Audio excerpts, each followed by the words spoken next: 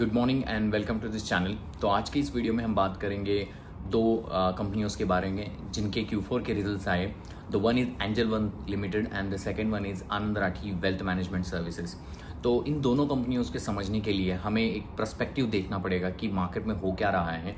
और ये दोनों जो कंपनियां हैं वो मार्केट को रिप्रेजेंट करती है। मतलब अगर सिक्लिकल नेचर होने की वजह से मार्केट में अगर बुल फेज का माहौल चल रहा हो, बहुत सारे स्टॉक ऊपर की तरफ भाग रहे हो, तो इन सारी कंपनियों को फ़ायदा होता है, क्योंकि ये सारी कंपनियां जो डिपेंडेंट होती है, जितने ज़्यादा ट्रांजैक्शंस आपके डीमैट अकाउंट में होंगे, जितने ज़्यादा आप एफ ट्रेडिंग करोगे, तो उन सारी चीज़ों से ब्रोकरेज कंपनियों को फ़ायदा होता है। जैसे मान लो कि एंजल वन जैसी कंपनी हो, वो जो कंपनी है वो मेनली 77% उनका जो रेवेन्यू आता है वो ट्रेडिंग वॉल्यूम से आता है। मतलब जितना ज़्यादा ट्रेड करोगे, जितना ज़्यादा आप इक्विटी में बाय और सेल करोगे, उतना ज़्यादा जो इनकम है तो वो सारी कंपनियों को मिलता है। इसलिए आपने देखा होगा 2020 से लेकर 2024 तक जितनी भी सारी कंपनियां हैं जिसमें ब्रोकरेज में और एक्सचेंजेस रिलेटेड जो कंपनी थी, for example camps computer aided management services, BSE का स्टॉक भागा था, एंजल वन का स्टॉक भागा था, 5 पैसा का स्टॉक भागा था। मतलब ऐसे बहुत सारी जो कंपनियां हैं जो एक्सचेंज रिलेटेड काम करती है, ब्रोकरेज रिलेटेड काम करती है, उनमें बहुत अच्छी तेजी देखी गई थी पिछले 3-4 सालों से। उसका एक मेन बेनिफिशियरी था क्योंकि मार्केट एक बुल फेज में था, हर एक जो स्टॉक था वो ऊपर की तरफ भाग रहा था, लोगों में एक सेंटिमेंट पॉजिटिव था, इसीलिए लोग बहुत ज़्यादा डीमैट अकाउंट खोल रहे थे अपने बीवी के नाम पे, अपने सिस्टर के नाम पे, और एक ही घर में 4-4 डीमैट अकाउंट, और जो सारा पैसा है वो उसमें चले जाता था और उनको रिटर्न भी मिलता था। जैसे लोगों को रिटर्न मिलता था, लोग और ज़्यादा उसमें ट्रेडिंग एक्टिविटीज़ करते थे। ट्रेडिंग का एक भूत चढ़ा था। मुझे लगता है यूट्यूब में बहुत सारे लोगों ने लोगों को ट्रेडिंग सिखा के उसमें एक पैनिक अटैक कर दिया। तो एक समय के बाद ये बुल फेज जब खत्म हुआ है अभी, तो जैसे मार्केट 26,000 से 22,000 तक आया है और बहुत सारे मिड कैप और स्मॉल कैप में बहुत बुरी तरह से पिटाई हो गई है। तो इसीलिए आपने देखा होगा बहुत सारे सोशल मीडिया हैंडल्स पे या यूट्यूब्स पे म्यूचुअल फंड का जो इनफ्लो है वो पिछले 3-4 महीनों से लोअर डाउन ट्रैजेक्टरी में जा रहा है।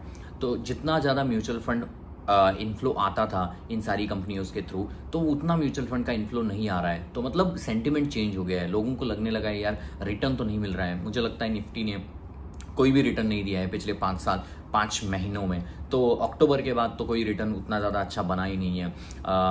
इन स्मॉल कैप और मिड कैप में बहुत ज़्यादा पिटाई देखी गई है। तो ये सारे फेज़ में, ये सारे इसमें ये जो ब्रोकरिंग और म्यूचुअल फंड रिलेटेड जो कंपनियां हैं वो थोड़ा सा अच्छा नहीं करती है। वो Q4 के रिजल्ट में देखा गया एंजल वन और आनंद राठी के बारे में। हम इन दोनों कंपनियों के रिजल्ट्स को एक आधा समझेंगे, लेकिन इसके पहले एक ब्रॉडर आउटलुक समझेंगे। नॉर्मली ये जो स्टॉक्स होते हैं वो सिक्लिकल नेचर्स के होते हैं। जैसे स्टॉक में स्टॉक की अर्निंग्स अच्छी तभी आएगी जब ज़्यादा से ज़्यादा ट्रेडिंग वॉल्यूम्स होंगे, ज़्यादा से ज़्यादा लोग म्यूचुअल फंड में इन्वेस्ट करेंगे, ज़्यादा से ज़्यादा लोग इक्विटी म्यूचुअल फंड में इन्वेस्ट करेंगे, उनसे ज़्यादा इन लोगों को कमीशन मिलता है और इन लोग पैसा कमाते हैं। फॉर एग्जाम्पल हम एंजल वन के बारे में बात करते हैं। तो एंजल वन जो एक कंपनी है तो वो एक ब्रोकरिंग कंपनी है, ब्रोकरेज कंपनी है। आप उनके थ्रू एक डीमैट अकाउंट खोलते हैं जहाँ से आप ट्रेडिंग FNO कर सकते हो, उनके थ्रू MFF ट्रेडिंग कर सकते हो, मतलब स्विंग ट्रेडिंग कर सकते हो, आप अपनी इक्विटी इन्वेस्टर की जर्नी चालू कर सकते हो। तो ये सारे जो ऐप्स है तो इनके थ्रू उन्होंने ऐप को डिजिटलाइज किया, लोगों के तरफ लोगों को अकाउंट जो खुलवाना था उसका जो टाइम फ्रेम है उसको कम किया, उसका हैसल कम किया, और जिसकी तरह से बहुत सारे लोग इक्विटी इन्वेस्टिंग में आ गए 2020 के बाद। और इसका बहुत सारा बेनिफिशियरी एंजल वन को मिला। दिनेश ठक्कर जो इनके चेयरमैन है, उन्होंने अपने कॉन कॉल में कहा कि पिछले 3-4 साल was the best for the broking industry. आपने देखा होगा कि BSE स्टॉक कहाँ से कहाँ चला गया, कैम्प्स के स्टॉक कहाँ से कहाँ चले गए। ये all these companies were doing good. Zerodha is not listed but Zerodha is doing performing really well. उन्होंने कभी भी अपने फंड रेज नहीं किए क्योंकि इंटरनली इतना कैश फ्लो अवेलेबल है और एक डिजिटलाइज ऐप के थ्रू होता है, कॉस्ट कम लगती है, जिसके थ्रू इनका सारा फायदा इन सारी कंपनियों को हो गया था। और पहले क्या था ना, पहले NSE और BSE इनको एक एंसिलरी इनकम देती थी। मतलब NSE और BSE को वॉल्यूम चाहिए, जितने ज़्यादा लोग यहाँ पर ट्रेडिंग करेंगे, इक्विटी इन्वेस्टिंग करेंगे, उतना ज़्यादा फायदा एक्सचेंजेस को होता है। और इसीलिए एक्सचेंजेस एक किकबैक देती थी ब्रोकिंग हाउसेस को। अगर मान लो कि BSE के पास एंजल वन सबसे ज़्यादा क्लाइंट लेके आता है, सबसे ज़्यादा ट्रेडिंग वॉल्यूम वहाँ से एंजल वन करवाता है, तो BSE और NSE जो है वो उसको किकबैक कर देती, थोड़ा पैसा थोड़ा कमीशन वो वापस इसको एंजल वन को कर देती। क्योंकि आपने मान लो कि 1 करोड़ का अगर मान लो कि ट्रेडिंग वॉल्यूम एक दिन में किया है, तो उसका एक थोड़ा सा परसेंटेज जो NSE और BSE ये एंजल वन 5 पैसा Zerodha को एक एंसिलरी इनकम के तौर पे वो वापस उनको देती थी। जिसके चलते आपने अगर देखा होगा पिछले ये 2 क्वार्टर छोड़ के, मतलब Q3 और Q4 छोड़ के, Q2 Q1 और लास्ट 2024 के एंजल वन के रिजल्ट उठा के देखना, उसमें आपको समझेगा वहाँ पर एक एंसिलरी इनकम करके एक पॉइंट ऑफ व्यू होता है। एंसिलरी इनकम वही है जो कमीशन मिलता है एक्सचेंजेस से ब्रोकर को, क्योंकि आपने ज़्यादा ट्रेडिंग वॉल्यूम किए है। मतलब वही है ना,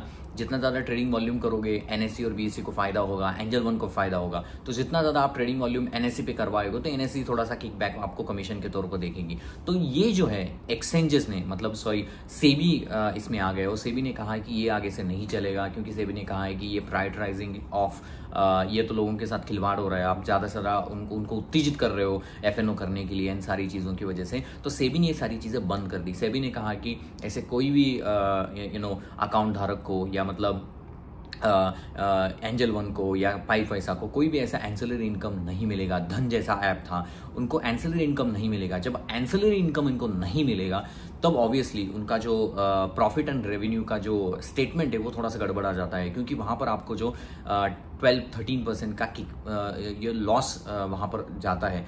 तो एंजल वन जैसे कंपनियों का 77% रेवेन्यू जो आता है वो ट्रेडिंग वॉल्यूम से आता है। आप जो भी इक्विटी इन्वेस्टिंग करते हो वहाँ से पैसा आता है। लेकिन ये छोड़ के एंसिलरी इनकम को 12-13-15% का था, वो पूरा ही जीरो हो गया। वो पूरा जीरो होने की वजह से इन सारी कंपनियों के ऊपर प्रॉब्लम आनी शुरू हो गई, क्योंकि एंजल वन जो कंपनी थी वो 30% का घोड़ा था। सेल्स 30% कर दी थी, उसको ऑपरेटिंग लेवरेज मिलता था क्योंकि उन्होंने डिजिटलाइज ऐप किया था, कॉस्ट कम लगी थी, उन्होंने बहुत सारे चेंजेस किए। आप अगर एंजल वन का जो ऐप है, मुझे पता है 2021-22 में आप देखोगे और एंजल वन का आज का ऐप है, उसमें ज़मीन आसमान का फ़र्क है। यहाँ पर बहुत सारी चीज़ें आसान हो गई है, तो यूज़र फ्रेंडली हो गई है। स्टॉक को बेचना, स्टॉक को खरीदना, पोर्टफोलियो देखना आपकी सीमलेस प्रोसेस हो गई है। FNO अगर आप करते होंगे तो बैंक निफ्टी के चार्ट बहुत अच्छे तरीके से दिखते हैं, वहाँ पे बहुत सारी इन्फॉर्मेशन भी आते हैं, बाय सेल रिकमेंडेशंस भी आते हैं। तो बहुत सारी चीज़ें चेंज हुई है। इनकी वजह से उनको ऑपरेटिंग लिवरेज मिलता था। जब ऑपरेटिंग लिवरेज इनको मिलेगा, सेल्स 30% से ग्रो कर रहा है, तो ये स्टॉक भी ऊपर की तरफ भागता था, क्योंकि वहाँ से EPS मिलेगा। अगर EPS मिलेगा तो स्टॉक में ROE ऊपर की तरफ जाएगा। आप अगर देखोगे एंजल वन का ROE जो था वो पहले 35 के ऊपर करता था, अभी ROE जो परसेंटेज आया 27-28 के ऊपर आया है। फिर भी it is good, but still the company overall is now struggling. और ऊपर से क्या हुआ है कि मार्केट का जो सेंटीमेंट है वो खराब हो गया है। पहले क्या होता था कि बुल मार्केट चलता था, स्टॉक ऊपर की तरफ भागते थे, लोगों को भी पैसा डालना पसंद आता था, क्योंकि जो लोग पैसा डालते थे वही पैसा डबल होता था, ट्रिपल होता था, तो लोगों को भी अच्छा लगता था, एक बुल फेस चलता था। अभी जैसे ही वो चीज़ें कम हो गई, लोगों ने अपना नया फ्रेश मनी डालना बंद कर दिया है। तो नया फ्रेश पैसा अगर किसी ने डालना बंद कर दिया है तो ऑब्वियसली वहाँ पर उसको एंजल वन जैसी कंपनियों को उतना ज़्यादा बेनिफिट नहीं मिलेगा। Q4 के नतीजे आए, Q4 के नतीजे में वही हुआ, सेल्स का जो परसेंटेज है वो 22% से घटा है, EBITDA 49% से घटा है, पैट जो है 42% से घटा है। ये मैं Q4 2024 से Q4 2025 की कंपैरिजन कर रहा हूँ। तो मतलब Q4 2025 ये मार्च के तक, मतलब जनवरी और मार्च का तो एक महीना था, ये क्वार्टर था, उसका कंपैरिजन में लास्ट क्वार्टर से करूँ तो वहाँ पर 22% का वहाँ पर रिजल्ट्स में सेल्स की डी ग्रोथ है, EBITDA डी ग्रोथ है, पैट डी ग्रोथ है, नंबर ऑफ जो ऑर्डर होते हैं FNO के वॉल्यूम में वो भी 22% से कम हो गए हैं। आपने एक डेटा देखा होगा जो म्यूचुअल फंड हर एक मंथ में डिस्ट्रीब्यूट करती है, मतलब डिस्क्लोज करती है कि म्यूचुअल फंड का इन्फ्लो किस तरीके से रहा। पहले तो म्यूचुअल फंड का इन्फ्लो होता था 29,000 करोड़ पर मंथ। मैं एंजल वन की नहीं बात कर रहा हूँ, मतलब ओवरऑल बात कर रहा हूँ। तो वो घट के अभी नॉर्मली 23-24 हज़ार पे तरफ आ गया है। तो मतलब धीरे SIP का इन्फ्लो कम हो रहा है और ये नॉर्मल है। जैसे जैसे बुल फेज वापस आएगा, निफ्टी ऑल टाइम हाई और लगाएगा, मार्केट में बुल फेज आएगा, स्मॉल कैप मिड कैप चलने लगेंगे, तो नॉर्मली फिर से इस कंपनी अच्छा करने लगेगी। लेकिन for that you need to track all this कंपनियाँ। तो इसीलिए अभी एंजल वन क्या हो रहा है, एंजल वन अभी 77 जो रेवेन्यू आता है उनका ट्रेडिंग वॉल्यूम से आता है या उनके जो ऐप के थ्रू आता है। बाकी अभी वो वेल्थ मैनेजमेंट में घुस रहा है, म्यूचुअल फंड में घुस रहा है। मतलब अगर आप अभी आप देखोगे तो आप म्यूचुअल फंड में भी इन्वेस्टमेंट डायरेक्टली एंजल वन के ऐप के थ्रू कर सकते हो। आप वहाँ पर नैस्डैक में इन्वेस्ट कर सकते हो, चाइना में इन्वेस्ट कर सकते हो, उनके ETFs है वहाँ पर इन्वेस्ट कर सकते हो। तो ये सारी पॉजिटिव चीज़ें अभी भी है। और दिनेश ठक्कर उनके जो चेयरमैन हैं, उन्होंने अपने कॉन कॉल में यही कहा है कि शॉर्ट टर्म में उनको पेन लगता है, Q4 2026 में जाके उनको लगता है कि ग्रोथ वापस आएगी। क्योंकि आप अगर देखोगे ये Q1 आएगा 26 का, Q2 आएगा, Q3 आएगा, वहाँ पर आप कंपैरिजन करोगे पिछले साल तो वहाँ पर एंसिलरी इनकम था ही, तो ऑब्वियसली वहाँ पर आपको डी ग्रोथ दिखेगी सेल्स और ऑल दिस पैरामीटर्स के ऊपर। इसीलिए स्टॉक में जो है 24,000 का स्टॉक हुआ करता था, लगभग वो तो 2,700 2,800 तक आया था। अभी थोड़ा ऊपर नीचे होकर थोड़ा मार्केट ऊपर चल रहा है, तो सेंटीमेंट पॉजिटिव होने की वजह से 2,900 के ऊपर है स्टॉक। अगर देखोगे नॉर्मली यही होता है, इस स्टॉक को 50-60 का पी बहुत ज़्यादा होता है, क्योंकि एक्सपेंसिव कैटेगरी में वो चले जाता है। क्योंकि सिक्लिकल स्टॉक को अगर कोई V2 रिटेल जैसी कंपनी है उसको थोड़ा सा ज़्यादा पी मिलता है, लेकिन इन सारी कंपनियों को उतना पी नहीं मिलता है, क्योंकि cyclical nature of the company होता है।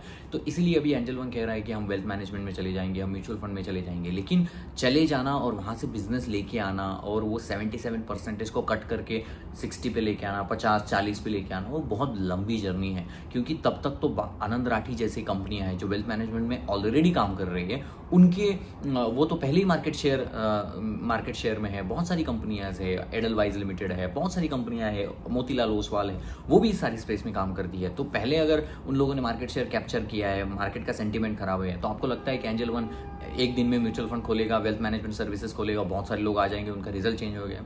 No, that is not going to happen. So it will take time to get these things happen. Now coming back to the another company which is Anand Rathi wealth management. तो आनंद Rathi wealth management company जो है वो totally एक different company है। आनंद Rathi wealth management का बहुत सारा जो पैसा आता है वो वेल्थ मैनेजमेंट सर्विसेज से आता है। वो क्या करते हैं, अल्ट्रा HNI लोगों को पकड़ते हैं और उनको एक रिलेशनशिप मैनेजर अपॉइंट करते हैं और उनकी वेल्थ जो होती है उसको मैनेज करते हैं। फॉर एग्जाम्पल मैं कहीं अगर CEO किसी कंपनी में और मेरी जो पोर्टफोलियो का जो साइज़ है वो 5 करोड़ 10 करोड़ है, तो मैं बोलता हूँ कि आनंद राठी ये मेरा पोर्टफोलियो का साइज़ है, आप ये पोर्टफोलियो लो, इसको मैनेज करो। मैं चाहता हूँ ये 5 करोड़ के ऊपर मुझे एक 20% का रिटर्न सालाना मैं चाहता हूँ। तो आनंद वेल्थ क्या करती है, उसको एक रीजनल एक रिलेशनशिप मैनेजर अपॉइंट करती है और उसके थ्रू उसको उसके पोर्टफोलियो को मैनेज करती है। उसको इक्विटी में कितना डालना है, डेट म्यूचुअल फंड में कितना डालना है, उसको बाकी सारे एसेट क्लासेस में कितने पैसे डालने हैं, तो वो सारा डिसाइड करता है।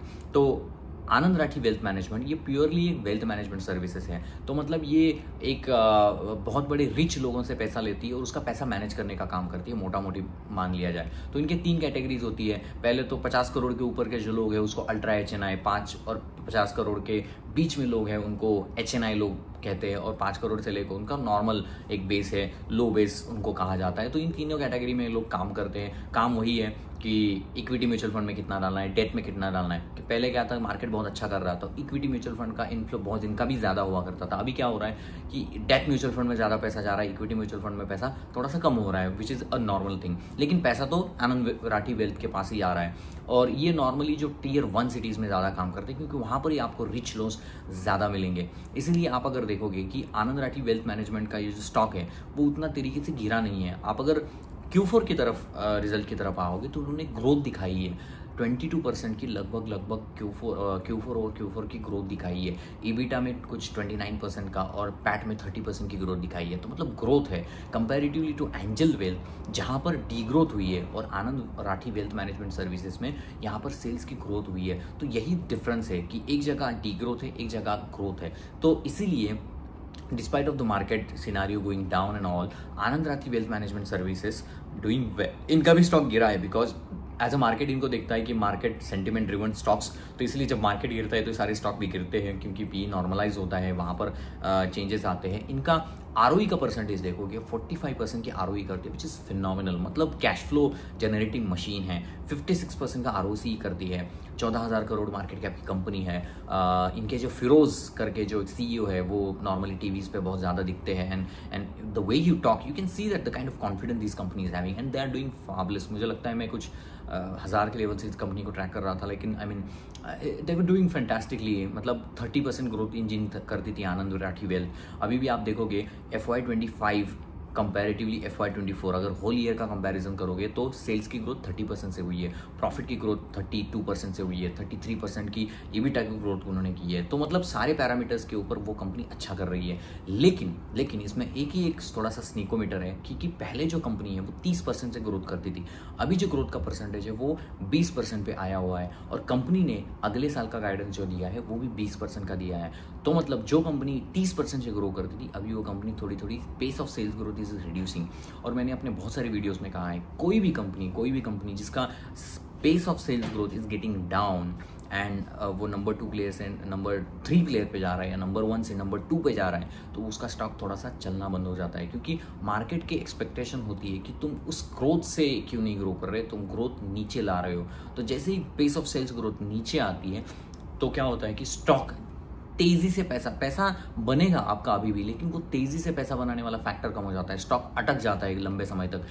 मान लो कि उसका पी भी ज़्यादा है, उसका पेस ऑफ सेल्स ग्रोथ घटता है, तो स्टॉक तो चलता ही नहीं है। अगर मान लो कि पी कहीं से नॉर्मल आ जाए 10 के पी के ऊपर, फिर 20% की ग्रोथ है, then it makes sense to the stock can go up. There is no buy and sell recommendation. I'm not SEBI registered analyst. Don't take this buy and sell recommendation for it. But Anand Rathi Wealth Management Services doing for fantastically well. उन्होंने next year का guidance भी दिया है कि हम 20% से growth करेंगे। तो despite of the fact like market goes up and down, this company is trying to grow by like 20% despite of the challenges in the overall market. उनका एक स्ट्रक्चरल प्रोडक्ट है। स्ट्रक्चरल प्रोडक्ट क्या है? उनकी खिचड़ी है कि डेट में कितना डालोगे, इक्विटी में कितना डालोगे, गोल्ड में कितना डालोगे, रेंटल प्रॉपर्टी में कितना डालोगे, तो सारे ये खिचड़ी बना के स्ट्रक्चरल प्रोडक्ट किया है। तो उनका कहना है कि स्ट्रक्चरल प्रोडक्ट ज़्यादा लेना अच्छा रहेगा। तो ये लोग वही लोगों को ऐड करते हैं कि आपको मार्केट के इस सेंटीमेंट में अगर ज़्यादा पैसा कमाना है, इतने रिटर्न 7% 8% से ज़्यादा रिटर्न कमाने हैं, जो FD से ज़्यादा रिटर्न कमाने हैं, तो we will help you to do that. तो यही वो लोग काम करते हैं। तो मोटा मोटी अगर आप देखोगे,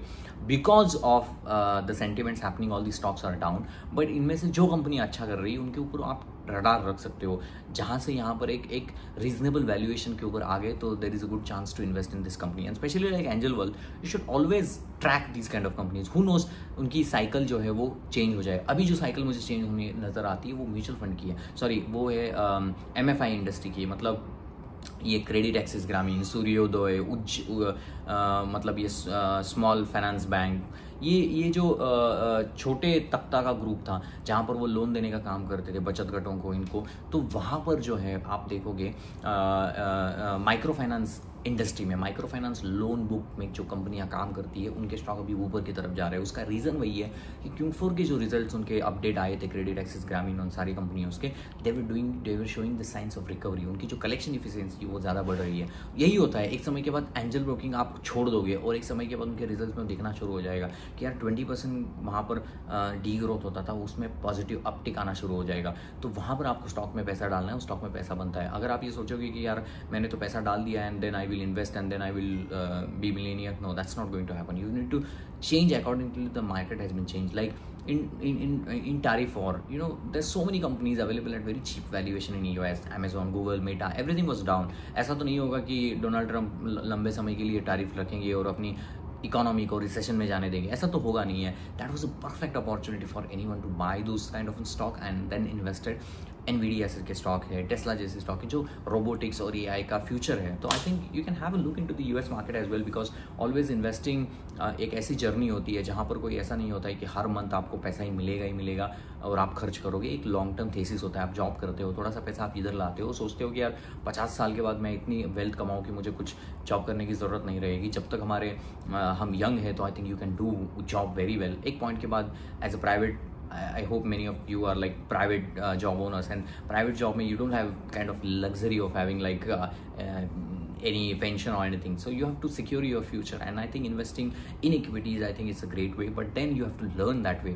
So if you like my videos, then please like, share and subscribe, and happy to help you all guys, and if you have any comment then please let me know. Thank you very much.